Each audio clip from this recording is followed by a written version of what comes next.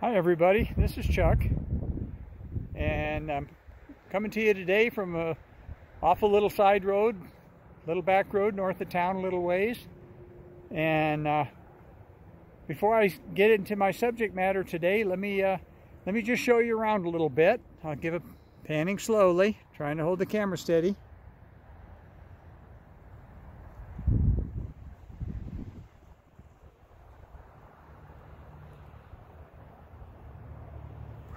We're up on top of a beautiful cliff on top of the river, above the river.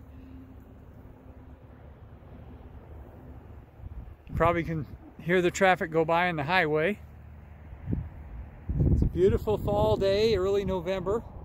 Temperature's around 60 degrees, clear. You can see the van in the background. Spin back around here.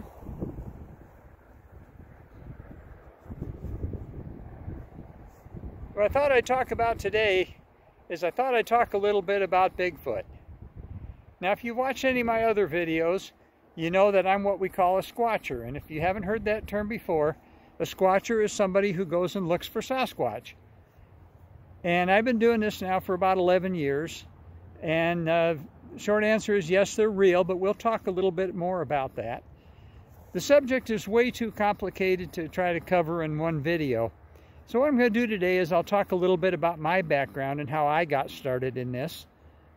And then we'll cover some more about it in some subsequent videos, because I can tell you the truth is really crazy.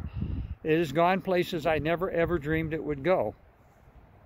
So the first, well, first of all, my whole life I've been kind of interested in fringy subjects like UFOs and ghosts and that sort of thing. And of course Bigfoot fit right in there. And I was a Jeeper for many years, and I enjoyed a good reason to spend time out in the woods or up on a mountain or something. And my Jeep took me some very incredibly amazing places. And so when I got interested in the Bigfoot subject, it just kind of seemed like it fit the whole Jeep thing. So in late, around 2009, I believe it was, the show Finding Bigfoot came out on Animal Planet. And I got to watching that, and I was skeptical. I didn't think that they could possibly be real. You know, I'm like everybody else. Somebody would have found one by now, or it'd be in a zoo or something. And so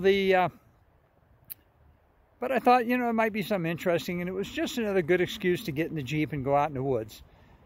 And so around 2012, the show Finding Bigfoot actually came and filmed an episode in the town I live in.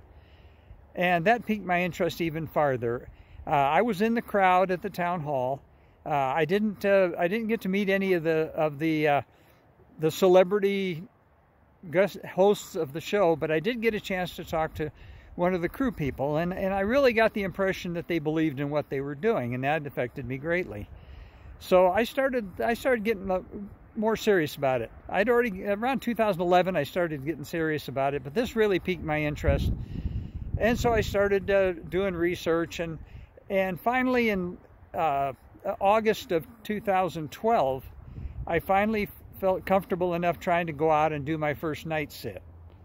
And so I talked to a friend of mine, another old fire guy, who was pretty low maintenance in the woods, and we went out and went to a place where there'd been history, and we camped overnight, and by golly, we had something happen that changed my life forever. So anyway, I started studying it more, and I became a member of the BFRO, and actually became a volunteer field investigator for the BFRO. That's for those of you that aren't familiar, that's the Bigfoot Field Researchers Organization. And I still do that. That was in 2013. And so for the first 6 years or so, I was running around looking for some kind of undiscovered ape. Yeah, I was banging on trees and howling in the night and running around with night vision and trying to catch them. And I had a reasonable degree of success. I got hooted at, and I got screamed at, and had stuff thrown at me, and but I didn't really, I thought there had to be something more. So after doing this for about 6 years, I started paying attention to what a group up in the Washington, Oregon area were doing. They were looking for something totally different. They totally kind of reinvented and used a different research method. They basically were looking for people. And so I started adopting, and about that time is when I met my research partner, Kevin. And so we stopped looking for monkeys and we started looking for some kind of people. And oh my goodness, did it change. Everything changed. The last 5 years have been so incredible beyond belief that, as I said, there's absolutely no way to cover it in any kind of a short video. And the way I'm holding this camera, I can't tell how long I'm into this now. But I will tell you, in order to keep this video short, I'm going to tell you 3 things. Number 1, the Sasquatch are real. They are just as real as you and I. I have seen them. I've had experiences with them, many experiences with them. Number 2 is they are not some kind of undiscovered ape. They're a kind of people. They're different than us, but they are a people. They have language, they have names, they have families, they have society, they have culture. They operate a lot like a First Nations Indian tribe. The elders run the show, and there's a lot of them. And number 3, and this is the hardest one for people like us to wrap our heads around, and I had a very difficult time with this myself, is they can do things that we consider to be impossible. They have either paranormal or extra-normal abilities or supernatural or whatever term you want to place on it. But they can manipulate light in such a way that allows them to be invisible. They're telepathic. They can communicate in mind speak. They can move through a heavily forested area with dry leaves on the ground at 40 miles an hour and never make a sound. I've seen them do it. And they leave tracks only when they choose to.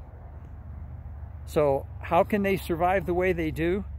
Well, number 1, they're bigger, stronger, faster, and smarter than we are. They have abilities that we do not understand. They don't need houses, they don't need cars and airplanes and computers and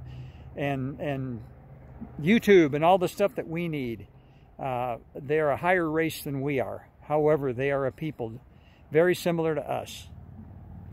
If you follow what I'll talk about in future videos, I'll talk a little bit more about how we came to know them. We have several places we go now where we know the family groups by name, and they come and visit us when we go to see them. Yes, I agree that that's totally crazy, and if you want to believe I'm crazy, go ahead. That's fine. Doesn't make any difference. But I'm going to let this go for now so this video doesn't get very long. I'm up in this very, very beautiful area. I've got a couple other videos I want to shoot here while I'm here on this beautiful afternoon. So with that, I think I'll pan around one more time and show you the area.